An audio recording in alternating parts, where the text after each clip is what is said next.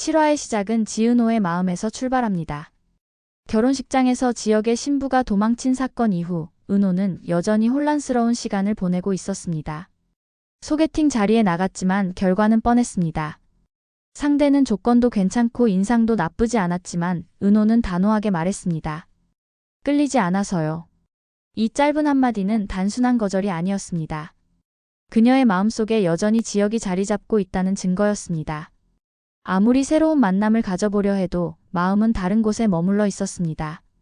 이 이야기를 전해 들은 성재는 은호에게 솔직한 심정을 털어놓았습니다.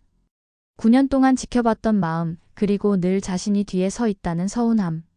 나는 네가 나를 친구 이상으로 생각해 줄 줄 알았어. 근데 결국 아니구나. 성재의 말에는 억눌린 감정이 묻어 있었습니다. 은호는 그의 눈빛을 마주보다가 고개를 숙이며 말했습니다. 제가 잘못했어요. 진심으로 사과드릴게요. 은호의 사과는 진심이었습니다. 자신이 성재를 힘들게 했다는 걸 잘 알았기 때문입니다. 그러나 사과만으로 모든 게 사라지진 않았습니다. 순간 분위기는 어색해졌지만 두 사람은 오래 그 상태로 머물지 않았습니다. 잠시 후 함께 게임을 하며 웃음이 오갔습니다. 경쟁하듯 키보드를 두드리고 장난 섞인 농담을 주고받으며 서먹했던 공기는 조금씩 사라졌습니다. 오랜 시간 함께했던 두 사람답게 다시 편안함을 찾을 수 있었습니다. 게임이 끝난 뒤 성재는 은호를 바라보며 장난스럽게 말했습니다. 명예 선배 인정해줄게. 은호는 피식 웃으며 고개를 끄덕였습니다. 긴장됐던 대화가 풀리고 두 사람은 다시 예전처럼 가까워진 듯 보였습니다. 지역이라는 존재가 여전히 두 사람 사이에 자리하고 있었지만 최소한 그 순간만큼은 서로에게 편안한 웃음을 나눌 수 있었습니다. 은호와 성재가 잠시나마 웃음을 되찾고 있던 그 시각, 지역은 여전히 혼란 속에 있었습니다. 결혼식장에서 신부에게 버림받은 충격은 쉽게 가라앉지 않았고 그는 사람들을 피해 숨어 지냈습니다. 그런 지역에게 뜻밖의 전화가 걸려왔습니다. 발신자는 바로 정보아였습니다. 서울에서 사라졌다 들었는데 괜찮아요? 보아의 목소리는 조심스럽게 떨리고 있었습니다. 단순한 안부처럼 들렸지만 그 말 속에는 미안함과 죄책감이 고스란히 묻어 있었습니다. 하지만 지역의 마음은 냉정했습니다. 그는 짧게 반문했습니다. 내가 괜찮냐고요? 잠시 침묵이 흐른 뒤 보아는 다시 입을 열었습니다. 미안해요. 지역 씨 보상 받아요. 아버지한테 많이 받아요. 아버지가 많이 주실 거예요. 그 말은 위로가 되기보다 오히려 지역의 분노를 자극했습니다. 그는 한숨 섞인 웃음을 내뱉으며 쏘아붙였습니다. 돈을 받으라고? 내 망신, 우리 부모님과 가족의 망신 그 값이 얼마면 될까? 당신 아버지가 얼마를 줄까? 날 얼마로 평가할까? 보아는 담담하게 대답했습니다. 나는 줄 게 없어요. 하지만 지역 씨는 억울한 게 크니까 그만큼 받아야죠. 지역의 얼굴은 씁쓸하게 굳어졌습니다. 마디마디 맞는 말인데 기분이 참 묘하네. 내가 정보아 씨와 결혼했으면 하늘건설의 반은 내 것이 될 수 있었을 텐데. 그럼 시총의 반은 불러도 되나? 말끝은 날카로웠고 목소리에는 냉소가 가득했습니다. 잠시 침묵이 이어진 뒤 보아는 마지막으로 정말 미안해요 라고 반복했지만 지역의 마음은 이미 닫혀 있었습니다. 결국 전화를 끊으며 지역은 허공을 향해 중얼거렸습니다. 결국 우리 둘 다 조건으로 만난 거였네. 한편 지역의 가족들은 그의 소식이 끊기자 불안에 휩싸였습니다. 할머니 조옥래는 손에 쥔 휴대폰을 내려놓지 못하며 중얼거렸습니다. 전화번호까지 바꾸고 우리 지역이가 영영 안 돌아오면 어떡하나. 김다정은 옆에서 어머니를 달래려 애썼습니다. 지역이는 돌아올 거예요. 다만 부끄러움 때문에 지금은 못 오는 거죠.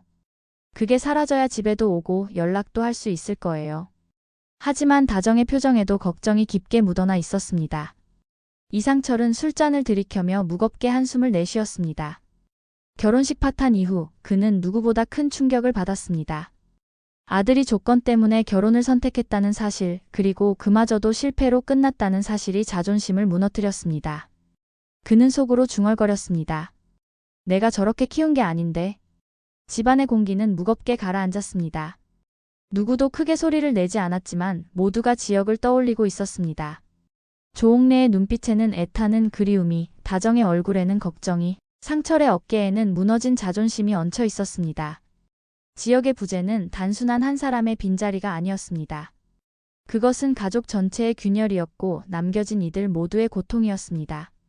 가족들이 불안과 긴장 속에 하루하루를 보내고 있을 때 지역의 동생 이지환에게는 또 다른 변화가 찾아왔습니다. 성재의 부탁으로 그는 박영나의 기사 겸 보디가드 일을 맡게 된 것이었습니다. 영나는 어머니 고성희의 과보호 속에서 자라난 인물이었습니다. 조신하고 차분했지만 그만큼 경계심도 강했습니다. 처음 지환과 마주했을 때 그녀는 간단한 인사만 건네고는 차갑게 시선을 돌렸습니다. 앞으로 잘 부탁합니다. 짧은 말이었지만 분명한 선을 긋는 태도였습니다. 지환은 묵묵히 고개를 끄덕였습니다. 알겠습니다. 맡은 일 충실히 하겠습니다. 그의 말투는 담백했고 그 이상의 친근함을 내비치지 않았습니다. 사실 지환 역시 최근의 상처로 인해 예전 같은 활기는 사라진 상태였습니다. 세간에는 단순히 보디가드와 재벌가 따님의 만남처럼 보였지만 두 사람은 그저 주어진 역할에 집중하고 있을 뿐이었습니다. 한편 지역은 여전히 지방의 공사 현장을 전전하며 몸과 마음을 소모하고 있었습니다. 어느 날 우연히 한 사내와 마주쳤습니다. 그는 정리해고를 당한 뒤 술기운에 젖어 있었습니다. 사내는 담담하게 그러나 무겁게 말했습니다. 죽을 것 같지? 그런데 다 적응하게 돼. 자네도 그렇게 될 거야. 그냥 처지를 인정해. 곧 괜찮아져. 포기해버려. 그 말은 충고 같았지만 지역에게는 치명적인 독이었습니다. 이미 무너진 자존심 그리고 도망치듯 숨어버린 자신의 모습이 그대로 비춰지는 것 같았습니다. 지역은 순간 숨이 턱 막히며 주먹을 움켜쥐었습니다.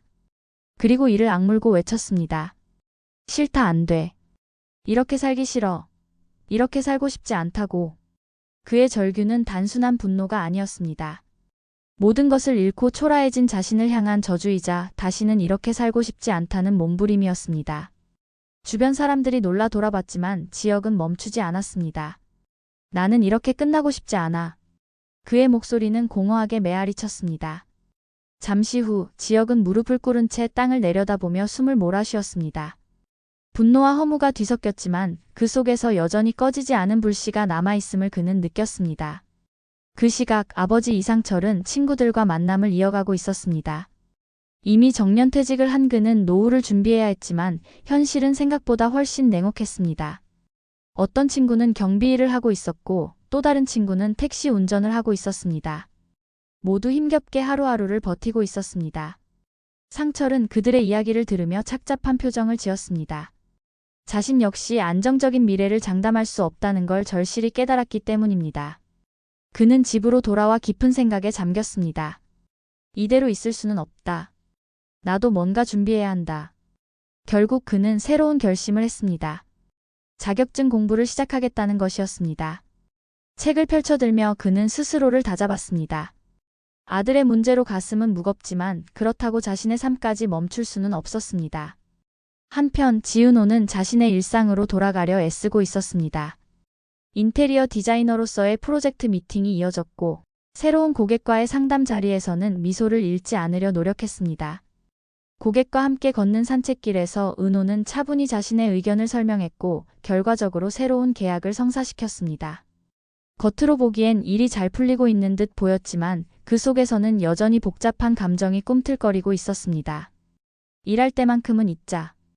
은호는 스스로 다짐했지만 지역의 그림자는 늘 마음 한쪽에 자리했습니다. 프로젝트를 성공적으로 마쳤음에도 불구하고 집에 돌아와서는 텅 빈 마음을 감출 수 없었습니다.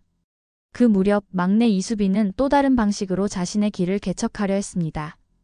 크리에이터를 꿈꾸며 촬영을 이어가고 있었고 새로운 콘텐츠를 준비하기 위해 분주했습니다.